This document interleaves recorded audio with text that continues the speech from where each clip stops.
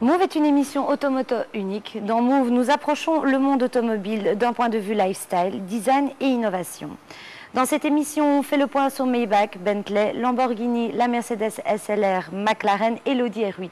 On vous présente la toute nouvelle Rolls-Royce Drophead, la voiture de sport hollandaise Spyker et on termine avec le portrait de Tony Gillet, un constructeur belge ayant une réputation mondiale.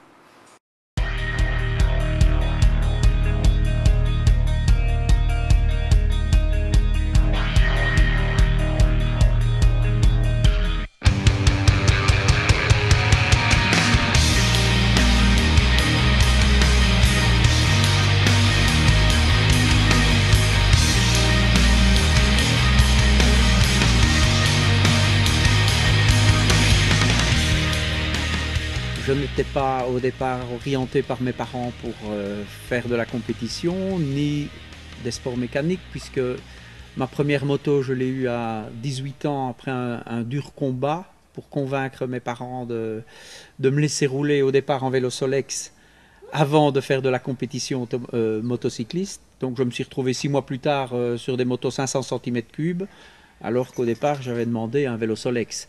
Ensuite j'ai fait une carrière de 5-6 ans en motocross et puis je me suis lancé tout à fait par hasard dans l'automobile par la rencontre d'un ami qui m'a proposé de lui bricoler une voiture pendant mon service militaire.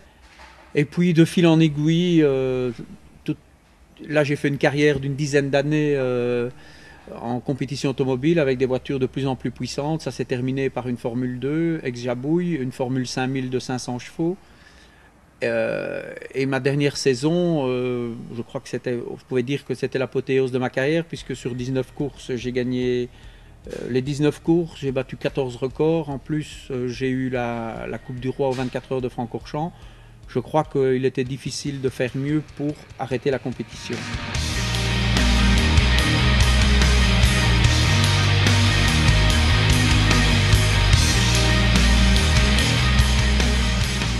C'est un projet qui a commencé en 1990. Lancer une voiture belge en Belgique, entièrement révolutionnaire puisque entièrement en matériaux composites.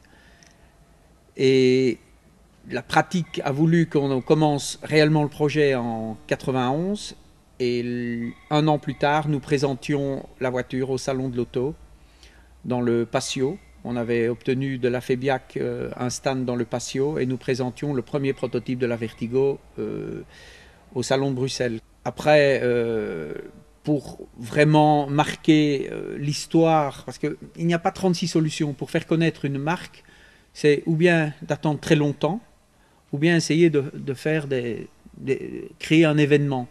Et je crois que l'événement le plus médiatique au niveau mondial était de battre un record du monde.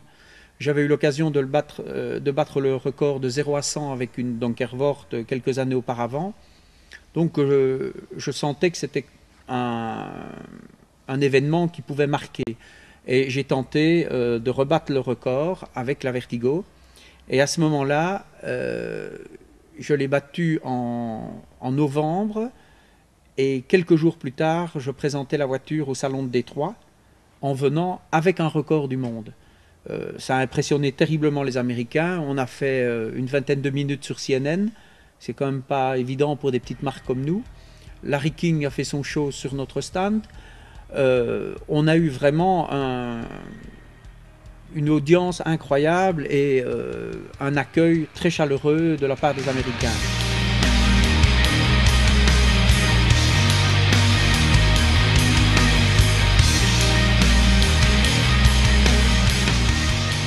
Ce qu'il y a d'original aussi dans le projet de la Vertigo, il ne faut quand même pas l'oublier, c'est que nous ne sommes pas simplement des assembleurs. On a vraiment fabriqué complètement la voiture.